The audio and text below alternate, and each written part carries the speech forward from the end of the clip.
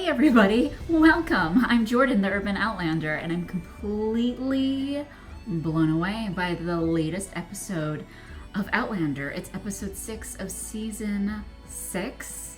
The world turned upside down. My world has been turned upside down. I needed a few days to recover. We have a lot to talk about. Let's get into it. The opening, we come upon the McNeil house.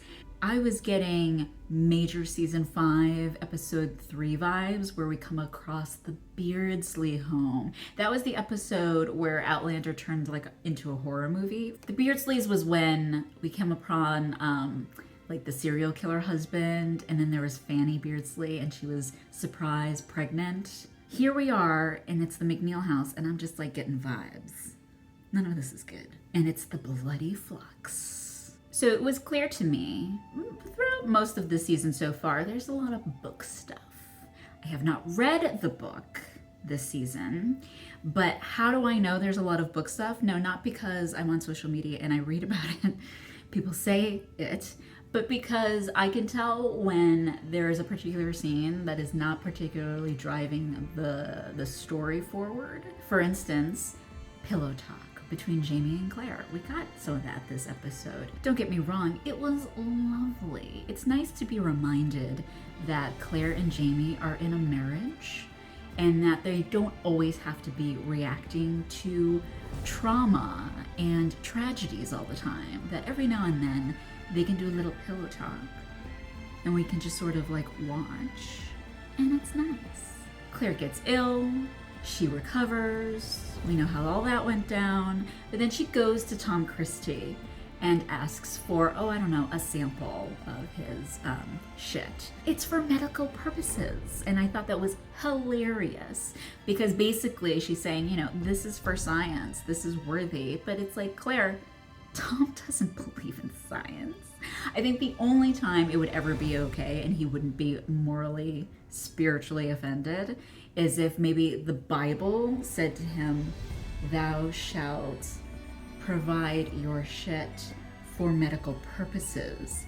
Then he would give it over. Then it'd be okay. I also like how he basically kicks her out, but there's an asterisk because at least he gives the courtesy of his arm as he kicks her out of his home. He's so in love with Claire. I've already mentioned this, but it just reiterated it once more. Okay, Malva. I wish I could create a graphic that did that. After all the Wednesday Adam looks, after all of the trysts in church, but then also flirting with Ian, after all of this, we finally see how it's all gonna come down. I do just want to say that I was a little bit surprised about Tom. He was taking it remarkably well. In my imagination, he would have been publicly flogging her down the road on the way to Jamie and Claire's house. Is there something else going on? Is there some other kind of scheme happening here? Perhaps he's resigned himself because he's of course you were gonna end up like your mother. I knew this was gonna happen all along. Or is there another scheme going on? And it's funny, right? Because Malva genuinely seems to like Claire. So it's who is the true Malva? Is it the Malva who's helping Claire in the lab, in the surgery, like a little puppy following her around even at the risk of getting some sort of disease? Or is it the Malva who is accusing Jamie of being the father of her child and telling things to Roger don't tell about my father, about this man that I'm dry humping in church, because I'm going to tell everybody what I know about you. Is it only out of survival is when Malva becomes the most devious and malevolent? Because the second her brother or her father shows up, suddenly she turns into somebody else. Or is she collecting information the entire time, even when she looks kind of non-threatening? Because she's waiting for the perfect moment to sort of use the information she has to turn it against you. Did Malva poison Tom and Claire? Is Malva a good villain but gone too soon? Outlander has not had an excellent villain since Black Jack Randall. I will go on the record of saying that he was the best villain. And some people think Stephen Bonnet was excellent. He was pretty good. But for me, Blackjack sort of is like the king of Outlander villains. So just as we're learning more about Malva and all of her cunning ways and all of her villain complexity, she dies. Part of me wonders, is it because the season is shorter and so the timeline has to be compressed? Because it just felt a little too soon. Hashtag too soon.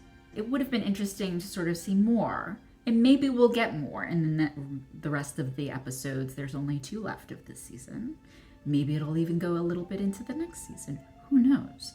But it felt a little sudden. As much as I was repelled by her, she had her moments of like some compassion. And then she would turn on you.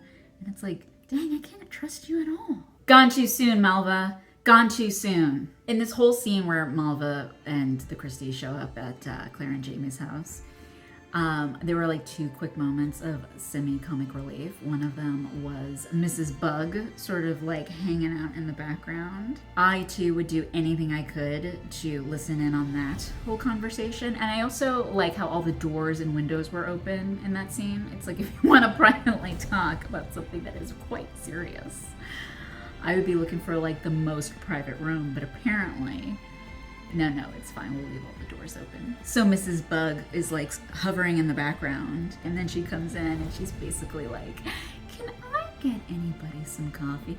No? Okay, I'll be on my way out.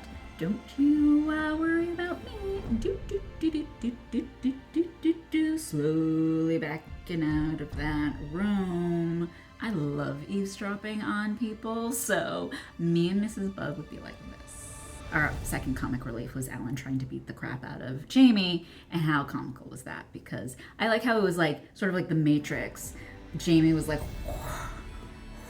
and Alan is just sort of like fumbling and looking ridiculous.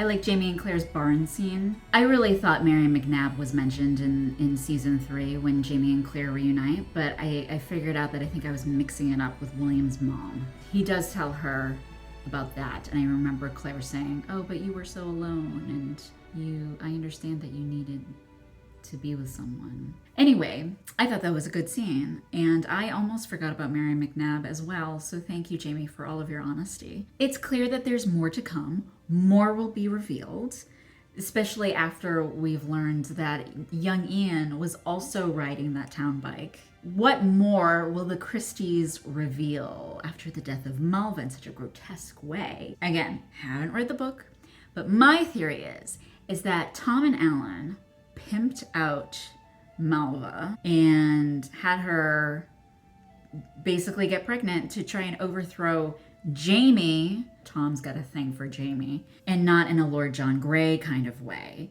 but he's horribly jealous, and I think he would do almost anything to sort of tear it all down. That Jamie, Catholic, Freeman, married to that sexy wife witch that I secretly covet, Fraser. I think Tom needs all the power that Jamie represents and the respect that Jamie commands, and he is willing to do just about anything to gain it.